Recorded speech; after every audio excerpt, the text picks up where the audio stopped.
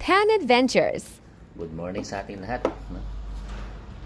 Ito ay inom tayo ng malunggay tea. Wow! Ayan o. Ito po yun siya. Powder ko siya. Binilad ko muna siya ng ilang araw. Nice!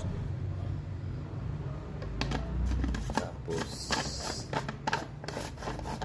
i-blender ko. Hindi ko na siya kinuha niluto or sinangag.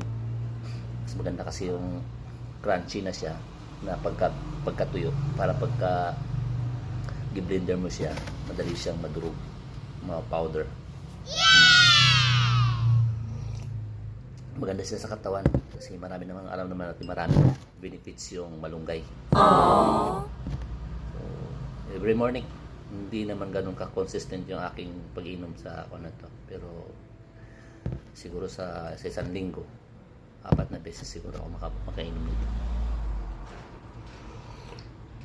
Sa problema ka dyan sa pagdudumi, sa pagtatay mo, What? maganda po ito siya, pan-detox.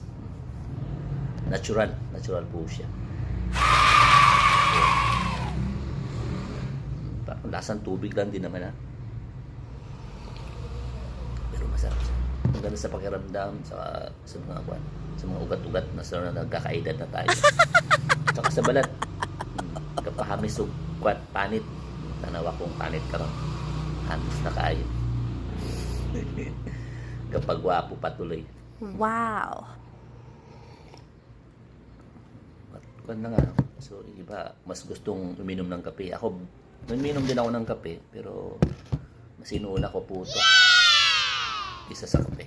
What? Maliban na lang kung hindi ko dala, kung wala ako ito sa shop, sa bahay.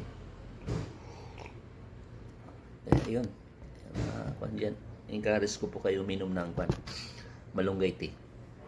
Malaki po yung benefits nito sa katawan natin.